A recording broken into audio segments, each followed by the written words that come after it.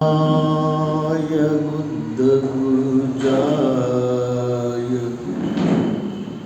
गताय शुद्धचेतसा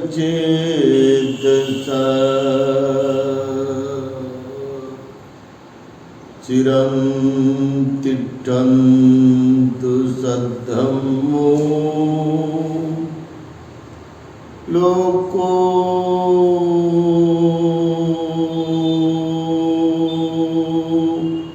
होन्तु सुखी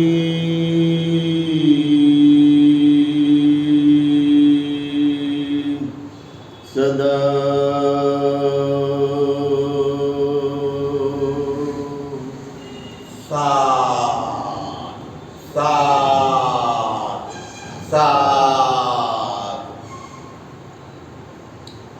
सर्व जग सुखी होण्याचा मार्ग प्रत्येक परिवार, प्रत्येक स्त्री, प्रत्येक पुरुष, प्रत्येक युवक परिपूर्ण सुखी होण्याचा मार्ग केवळ बुद्धानं सांगलेला आहे. दुसरं कोणालाही तो मार्ग असा निर्मळ, परिपूर्ण, सत्यानं भरलेला आणि परिपूर्ण उत्साहित करणारा, या जन्मामध्ये फळ देणारा केवळ तथागत भगवान बुद्धाच्या द्वारे प्रतिपादन करण्यात आलेला हा एकमेव मार्ग आहे, ज्याला विशुद्धी मग्गो म्हणतात. The path of the purification of our life. हा विशुद्धी मग्गो सर्वात महान मार्ग आहे. या मार्गाने प्रत्येकाचं जीवन याची देही याची डोळा उजळून जाते. किंबहुना ते उत्तर उत्तर उत्तर उत्तर सुगतीच्या उंच पायऱ्याकडे जाते. ते केवळ प्रगतीकडे जात नाही, केवळ उत्कर्षाला ते प्राप्त होत नाही, तर सर्वांग विकासाचा मार्ग या विशुद्धी मग्गामध्ये आहे. केवळ विशुद्धीच्या मार्गाने नाही, तर संपूर्ण आर्थिक विकासाचा मार्ग या विशुद्धी मग्गामध्ये आहे.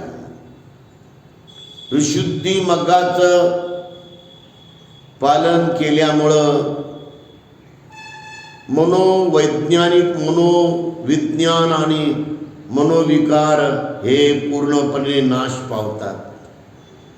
मनोविकार म्हणजे काय हो? सांगा बरं. मनोविकार म्हणजे काय? मनोविकार म्हणजे जे आपली बर्बादी करतात, जे आपल्याला दुःखात टाकतात, जे आपल्याला या जिंदगीमध्ये जगायला फार त्रस्त त्रस्त त्रस्त करतात, त्याला मनोविकार म्हणतात. जे नेहमी नेहमी आपसामध्ये भांडणं लावतात, भांडणं करायला कारण होतात, झगडे निर्माण करतात, झगडे करायला कारण होतात. एवढंच नव्हे, एकमेकाचं वितुष्ट आणतात, भावकी भावकीला महत्त्व देत नाही, नातेवाईक नातेवाईकाला महत्त्व देत नाही, गणगोत्र गणगोत्राला महत्त्व देत नाही, जाती जातीचे लोक जातीला जास्तीत जास्त मात्र भावत नाहीत, ते सपोर्ट करत नाहीत. याला मनोविकार म्हणतात. हे मनोविकार नेहमी एकमेकांमध्ये वितुष्ट आणतात. हे मनोविकार एकमेकांमध्ये पूर्णपणे भिनकाभिनकी करतात, गडबाजी करतात, क्लेश निर्माण करतात, फूटपाडी करतात, एकमेकांमध्ये जलसी निर्माण करतात, दुरावा निर्माण करतात. जशी फार मोठी भूकंपाची जर लाट आली तर जशा भेगा पडतात, जमिनीला मोठ्या मोठ्या भेगा पडतात, तर दऱ्याच्या दऱ्या पडतात. आपण पाहतो प्रत्येक रोडवरती किती मोठ्या दऱ्या पडतात. त्या अशा प्रकारे ही विकार माणसामध्ये प्रचंड अशी दुरावा भावना, त्रस्त भावना, परकेपणाची भावना याला जास्तीत जास्त तफावत करतात, विषम मन बनवतात. या विकारांना कायमचं खतम करायचं, कायमचं हे मुळात सकट विरघळून टाकायचं. तर विशुद्धी मार्गामध्ये शील विशुद्धी ही सर्वात महत्त्वाची आणि अख्खं जीवन सुधारणारी आहे. ज्याचं शील सुधारलं त्याचं जीवन सुधारलं. जे आई वडील शीलानं संपन्न आहेत त्यांचे लेकरं बाळ त्यांच्या पावलावर पाऊल ठेवून ते आईवडिलांची शान निर्माण करतात. जे आईवडील शीलवान आहेत, जे आईवडील शीलाचं पालन करण्यामध्ये दक्ष आहेत, जागरूक आहेत, सतर्क आहेत, सजग आहेत आणि समजदार शहाणी आहेत, त्यांचे लेकरं बाळ त्यांच्या प्रमाणे लाईन घेतात आणि तसंच आपल्या कुटुंबाचं ते नाव मोठं करतात. आपल्या कुटुंबाला ते मान सदाचारामुळे सुभेदार रामजी यांची शिस्त आणि डिसिप्लिन आणि शील सदाचाराचं आचरण त्यांच्या घराण्यामध्ये पिढ्यानपिढ्या चालत राहिलं.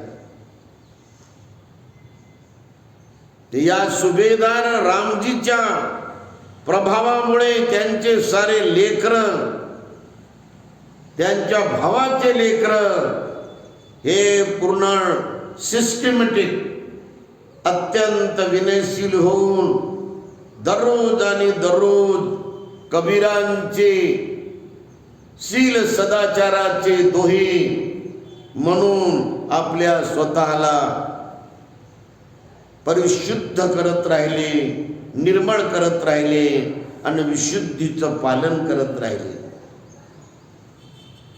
जे मनाला आवरत नाही अशा सर्व विकाराचा नाश करण्यासाठी 9 प्रकारचं ध्यान 10 मिनिट, 5 मिनिट, 8 मिनिट केलं पाहिजे. 10 मिनिटाच्या आतमध्येच केलं पाहिजे. ते 9 प्रकारचे दार आहेत. जे वेगानं आपण जर केलं तर आपल्याला ताबडतोब फळ मिळते. ते कोणते 9 प्रकारचे दार आहे की जे ध्यान केल्याबरोबर आपली परिपूर्ण शुद्धता ही वाढतच जाते, बलवान होते, तेजस्वी होते, प्रखर होत जाते आणि ते एवढी बलवान होते की सर्व बलाला ती आणखी आणखी वाढवते. यासाठी आपल्याला हे 9 प्रकारच्या द्वारांचा अभ्यास ध्यानामध्ये केला पाहिजे. कोणते 9 प्रकारचे द्वार? जे रात आणि दिवस ओपन नसतात, ते मोकळेच राहतात. ते त्याला दारा नाही, खिडक्या नाही. तुमच्या लक्षामध्ये आलं का? ते जे आपल्यामध्ये 9 दार असे आहे की ज्याला दार नाहीत आणि खिडक्या नाहीत. हे 2 दार कानाचे जे रात दिवस उघडे राहतात, ज्याच्यातून सातत्यानं मळ निघत राहतो, सातत्यानं मळाची घाण निघत राहते, गदळपणा निघत जातो, घाणेरडा असा मात्र त्याचा वास येत राहतो. तो येतो की नाही? पेंड याच्यातून गोळ्या लोक काढतात की नाही? आणि असे 2 दार सतत घाण प्रसरण करतात ते आणि अशा प्रकारे त्याच्यातून घाण हे टाकत राहतात, बाहेर फेकत राहतात. या 2 दारावर 1 मिनिट ध्यान करणं महान आहे. त्यानंतर आणखी 2 दार म्हणजे हे 2 आपले चक्षु, यामधून सुद्धा घाण बाहेर फेकल्या जाते. गदळ अशी घाण याच्यातून येते. डाव्या बाजूनं उजव्या बाजूनं सारं मत अगदी हे डोळे घाण फेकत राहतात आणि त्याच्यात घुमाचा सर्वात मोठा गदळ वास येतो. येतो की नाही? आणि सकाळी सकाळी लोक चिपडच काढत असतात आणि अशा प्रकारे सारं ध्यान लोकांचं डोळ्याच्या पापण्यावरच जाते आणि डोळे असे पाणी टाकत राहतात, आसू टाकत राहतात. काय काय लोकांच्या डोळ्यातून रक्त बाहेर पडते. मी असं पाहिलं, लाल जरद रक्त ते डोळ्यानं बाहेर फेकतात. हे दोन दार जे नेहमी घाण गदळ असं मात्र पूर्णपणे काढत राहतात. याच्यात काय निघतं का दुसरं सुगंध? असे 4 दार झाले. याचं नेहमी 2 मिनिट 1 मिनिट ध्यान करता करता वस्तुनिष्ठ सत्य स्वरूपाचं उच्च ज्ञान आपल्याला प्राप्त होते. आणि ते सत्य स्वरूपाचं ज्ञान म्हणजे आपल्याला प्रज्ञावंत बनायला मदत करते. आणखी हे 2 दार म्हणजे आपल्या नाकाचे 2 दार. याच्यातून सातत्यानं उजवीकडून दाबलं की पूर्णपणे प्रचंड शेमूड पडतो, पेंडच्या पेंड. आणि डावीकडून दाबलं की पूर्णपणे पेंडच्या पेंड शेंबडाचे असा गदळच्या गदळ घाणवास या दोन्ही नाकातून येतो. तरी लोक बोट घालू घालू घालू घालू ते गदळ काढत राहतात. बरोबर आहे का ते? असे 6 दार झाले ज्याचं वस्तुनिष्ठ ज्ञान, वास्तविक ज्ञान आपण डोळे बंद करून ध्यानामध्ये वाढवत वाढवत गेलो. जाणत जाणत जाणत परिपूर्ण जाणकार होतो आपण. हे परिपूर्ण जाणकार अवस्था म्हणजे सत्य स्वरूपाचं परिपूर्ण सत्य ज्ञान आहे. निखळ सत्य ज्ञान म्हणजे प्रज्ञा. समजू लागलं? हे झाले 6 द्वार. आणि 7वं दार आहे तोंड. आहे की नाही? या तोंडातून माणूस सतत थुकत राहतो. कधी तो थुकत राहतो तो. आणि थुका किती घाण असतो तो, किती गदळ असतो. खाकरून खोकरून जे बेडके लोक टाकतात, किती घाण आहे. आपल्या तोंडामधून जी घाण बाहेर पडते, जी पोटातून येत राहते बाहेर, अशा प्रकारचं आपण वस्तुनिष्ठ ध्यान करता करता या तोंडातून किती गदळ आणि गदळ असे पदार्थ बाहेर निघू लागलेले आहेत. आपण फेकत राहतो एकसारखं. उजवीकडून झोपलो आपण तर हे पूर्ण लालच्या लाल निघत राहते. असा रेल्वे सारखा मार्ग सुरू होतो. असा इकडे पूर्ण साऱ्या गळ्याच्या भोवती पूर्ण ते घाण पसरत राहते. आणि डावीकडे झोपलो तर इकडून निघत राहते ते. आणि ते अत्यंत गदळ अशी घाण पूर्ण लाळीची रेल्वे मार्गासारखी निघत राहते ती. आणि असेही घाण घाण पदार्थ आपण जेव्हा यथाभूत ज्ञान दर्शनामध्ये जसे आहे तसे जाणतो, तेव्हा हे सत्य ज्ञानाची अनुभूती आपल्याला उच्च उच्च सत्य स्वरूपापर्यंत नेते. हे परिपूर्ण सत्याचं स्वरूप, निखळ सत्याचं स्वरूप म्हणजे पवित्र उच्च ज्ञानाचं अवस्था आहे, जी महाप्रज्ञावंताकडे येऊन जाते. आणि अशा प्रकारे तोंडाला जर लोक जर मुंडन नाही केलं, ब्रश नाही केला तर किती घाण वास येतो तो. काही लोक रात्री बेरात्री येतात, कामं करून येतात, फिरून येतात, प्रवासून येतात, त्यांना भुका लागतात, मग ते खात राहतात. काही परत खाण्याच्या अगोदर पितही राहतात. ते पिणं आणि खाणं हे रात्री बेरात्री झाल्यामुळं ते डायजेशन होऊ शकते का? त्यामुळं ते बेरात्रीला 1ला, 12:30ला, 11ला, कधी 1:30ला, 2ला भडाभड वांत्या करतात. किती खाल्लेलं साराच्या सारं पोट त्यांचं खाली. बाया म्हणता, तिकडे बाहेर जाणार तुम्ही, इथंच वांत्या करू लागले का? ते खाटेच्या जवळच, पलंगाच्या जवळच अशा सारा माल बाहेर टाकतात ते. एवढं हे तोंड अत्यंत गदळ फेकत राहते, घाण फेकत राहते. याचा आपल्याला अनुभव आहे, आपण आहे आणि अनेक आपण पाहता. पण मी BEd करायला अंबाजोगाईला गेलो होतो. दुपारचा आम्हाला पाऊण घंटा मिळायचा BEdचा. तर आम्ही त्याला म्हटलं बा इथं कॉलनी आपल्या लोकांची, तिथं वानखडे नावाचा एक कर्मचारी होता, त्याच्या घरी आम्ही पाणी प्यायला जात होतो. आम्ही जायचं वानखडे अगोदरच येऊन तिथं बसायचा, खाऊन पिऊन, आणि जे भड वांत्या करायचा, सारा तो दरवाजातच फेकायचा. तर त्याची बायको म्हणायची, वानखडे बाई, अहो तिकडं जाऊन मरारा म्हणे, भत्तीची येऊ लागले इकडं.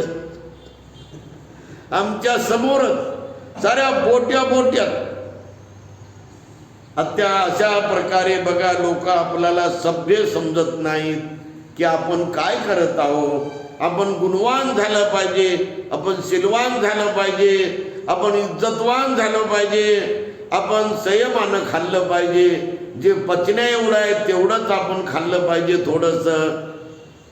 हे एक प्रकारचा धम्मा आहे जो आपल्याला मनानं संयमित करायचं शिकवतो. हे 7 दार झालेले आहेत. आता 2च दार राहिलेले आहे, आणि ते म्हणजे आपल्याला सर्वांना माहीत आहे, एक लघवी करायचं दार म्हणजे मूत्र विसर्जन करायचं दार, आणि मल विसर्जन करायचं दार म्हणजे टॉयलेटला जायचं दार. हे दोन्ही दार, याच्यातून जो लोंढा निघतो तो किती घाण असतो तो. आणि अशा प्रकारे भगवान बुद्धांनी या 9 दाराचं आपण वस्तुनिष्ठ जसा आहे तसं आपण ध्यान 2 मिनिट 4 मिनिट केल्यामुळं आपल्या मनामध्ये विरक्तीला उच्चांक प्राप्त होतो. प्रचंड विरक्ती जागत राहते, आणि त्या विरक्तीतून अनासक्ती जागत राहते, व आसक्तीचा नाश होतो, लोभाचा नाश होतो, मोहाचा नाश होतो. संपूर्ण विकार जे उद्भवत राहतात ते असे विरघळत जातात. आपण सर्वजण यावर जास्तीत जास्त जर ध्यान केलं तर चित्ताची शुद्धी बळकट होते. चित्ताची परिशुद्धी, चित्ताची निर्मळता आपल्या शीलाला बलवान करायला, परिशुद्धशील बनवायला, निष्पापशील बनवायला, निष्कलंकशील बनवायला, परिविशुद्धशील बनवायला कामी पडते. महापुरुषांनी या गुणाचं महत्त्व समजून आपल्या शील विशुद्धीला भरभक्कम मजबूत केले होते, आणि करत राहिले ते आयुष्यभर. त्यांचं सौंदर्य हे शील, नैतिकता, शुद्ध आचरण होतं. सर्वांचं मंगल हो.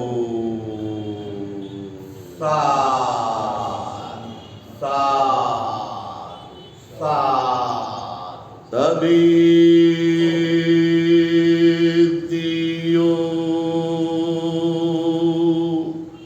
विवजन्तु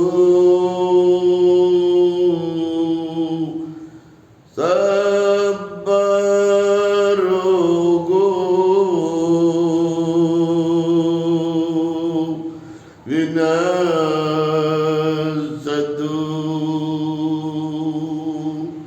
माते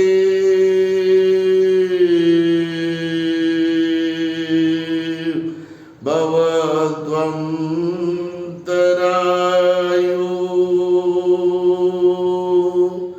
सुखी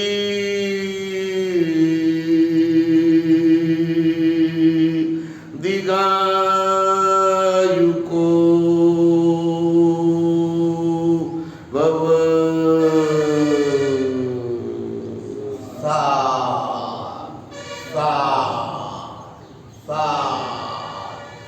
बुद्धं नमामि, धम्मं नमामि, संघं